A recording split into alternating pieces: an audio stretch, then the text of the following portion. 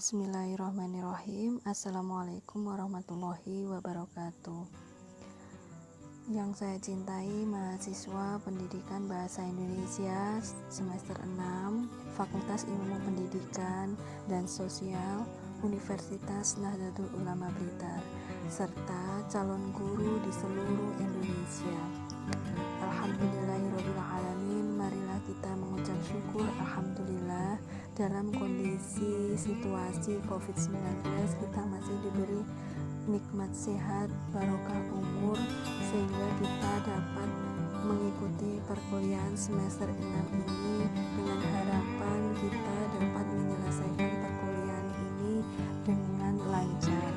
Amin ya rabbal alamin. Begitu pula dengan saudara, semoga selalu diberi kemudahan dalam mengikuti perkuliahan di semester 6 ini. Pada kesempatan yang baik ini, saya akan memaparkan tentang keterampilan dasar mengajar. Keterampilan dasar mengajar ini sebagai fondasi untuk calon guru atau untuk mahasiswa sebagai bekal untuk magang pada semester 7. Sebelum beranjak pada pemaparan saya tentang keterampilan dasar mengajar, di sini silakan saudara pahami, saudara renungi kutipan dari seorang esais yaitu Bandung Mawardi dari Solo. Saya mengikuti beberapa esainya tentang pendidikan. Saya mengutip ini yang paling menarik menurut saya. Nah, kutipan ini saya beri judul School. Kenapa School ini saya lekati dengan tanda seru?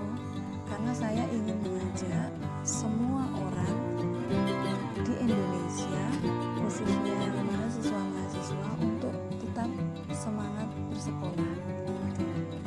Bersekolah itu tidak harus dalam jalur formal. Kita bisa bersekolah dimanapun, bahkan di lingkungan-lingkungan sekitar kita yang itu syarat dengan makna-makna kehidupan.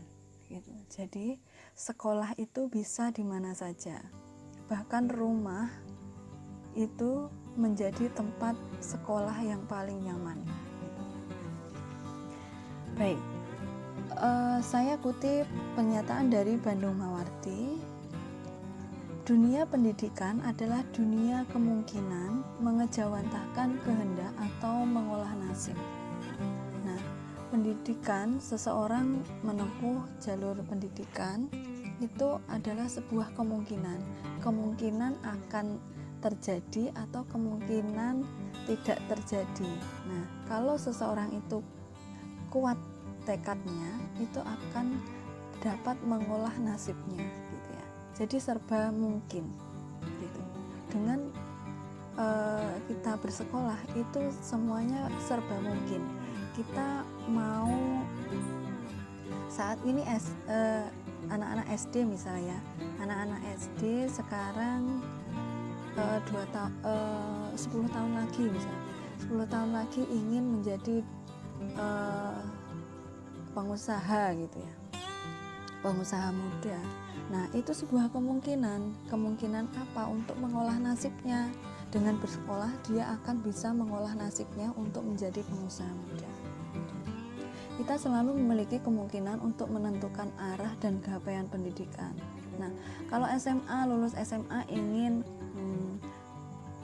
berkuliah di UNU Blitar. Nah, itu adalah sebuah kemungkinan untuk menggapai, untuk menentukan arah. Kalau saya sudah SMA lulus, saya akan kuliah di UNU Blitar. Nah, seperti itu. Nah, bersekolah pun mengartikan pengharapan realis dan imajinatif. Realis dan imajinatif ini adalah sebuah asa yang akan terjadi dan asa yang hanya angan-angan.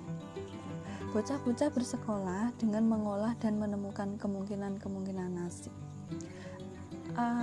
anak-anak bersekolah SD, SMP, SMA itu hanya dirinya yang mampu mengolah dan menemukan kemungkinan nasib yang akan terjadi pada dirinya. Jadi yang bisa mengolah itu hanya dirinya sendiri, bukan orang lain.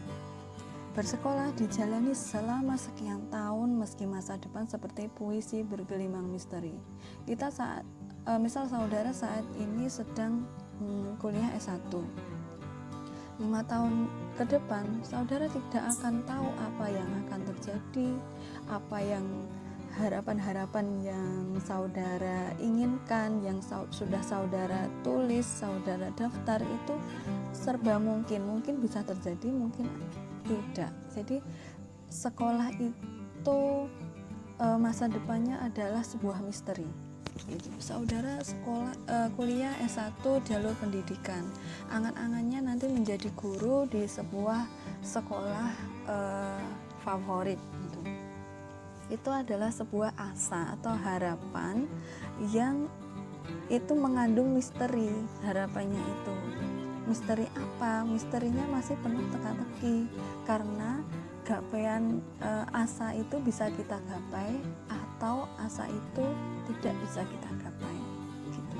Nah, jadi kembali lagi ke diri kita sendiri, bahwa kita bersekolah itu yang menguatkan asa-asa itu, yang mewujudkan asa-asa itu adalah diri kita sendiri. Saya kemudian mengutip lagi dari Ki Sarmidi Mangunsarkoso pada tahun 1950. Beliau adalah tokoh pendidikan di Indonesia sejak dari masa kolonialisme. Beliau pernah berkata, guru tak berkarakter itu racun masyarakat. Nah, ungkapan ini terdengar keras dan lugas ya, karena terlihat menguak autokritik bagi kompetensi guru dalam pendidikan pengajaran dan keteladanan untuk publik. Gitu. Kita mengingat bahwa masa lalu pendidikan adalah basis dari revolusi dan pembangunan. Peran guru sangat besar karena mengejawantahkan misi pendidikan merujuk nasionalisme, kepribadian nasional, identitas kultural, dan kepekaan globalisasi. Nah, kenapa kalau tak berkarakter itu menjadi racun masyarakat? Karena guru adalah seorang teladan. Gitu. Guru itu berperan serba bisa atau multi talent. Dia seorang guru kalau sudah mengajar berarti beliau sudah menjadi teladan. Seorang guru itu sudah menjadi teladan untuk murid-muridnya. Oleh karena itu, apa yang dilakukan guru kalau tidak baik itu akan meracuni murid-muridnya. Jadi karakter di sini adalah sebuah teladan yang baik. Guru itu manusia dengan berbagai peran, dari sekolah sampai urusan-urusan publik. Jadi sangatlah baik jika guru-guru itu dapat memberikan contoh yang baik kepada murid-muridnya agar tidak menjadi racun, tapi menjadi madu yang bisa memaniskan semua kehidupan. Sendi-sendi kehidupan akan manis dengan adanya guru. Baik, untuk yang pertama adalah keterampilan membuka pelajaran. Nah, ini yang paling menarik. Motivasi pertama adalah di membuka pelajaran. Kalau membuka pembelajaran itu dengan sangat menarik, pasti waktu-waktu berikutnya itu adalah emas gitu. Jadi waktu-waktu terbaik berikutnya itu pasti akan nyaman sekali jika ketika membuka pelajaran itu diawali dengan kegiatan yang sangat menarik. Nah, inilah gunanya untuk menjalin hubungan antara guru dan siswa dimulai. Jadi di keterampilan membuka pelajaran inilah yang harus dikuasai di awal, karena kita mengambil hati siswa-siswa terlebih dahulu. Jadi di awal itu seorang guru harus bisa mengambil hati seorang siswa. Hal-hal yang perlu diperhatikan dalam membuka suatu pembelajaran ada 4. Yang pertama yaitu menarik perhatian siswa. Nah, menarik perhatian siswa ini bisa dilakukan dengan memperhatikan letak posisi guru, penggunaan media pembelajaran, dan menerangkan atau memaparkan dengan cara yang komunikatif. Yang kedua yaitu merangsang motivasi siswa. Stimulus atau rangsangan yang bisa diberikan agar siswa itu termotivasi untuk belajar yaitu berikan kehangatan dan keantusiasan. Hal ini untuk memancing rasa ingin tahu. Begitu pula dengan memperhatikan minat siswa ketika dalam pembelajaran tersebut. Yang ketiga adalah memberi acuan. Acuan di sini mengemukakan tujuan pembelajaran, batas-batas tugas, langkah-langkah kegiatan pembelajaran, masalah pokok, dan mengajukan pertanyaan. Yang poin ketiga ini adalah hal yang menjadi kunci ya. Jadi poin 3 ini tidak boleh terlewat. Yang keempat atau yang terakhir yaitu membuat kaitan. Kaitan ini membuat kaitan antar materi, sehingga antar materi dengan materi yang lain itu sangat relevan.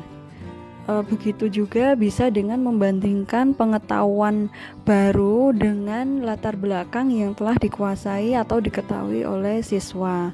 Kemudian yang terakhir bisa dilakukan dengan menjelaskan konsep atau ilustrasi-ilustrasi, cerita-cerita yang menggugah yang dikaitkan dengan kegiatan inti atau kompetensi dasar, sehingga siswa bisa membentuk pola pikir terlebih dahulu sebelum masuk dalam uraian.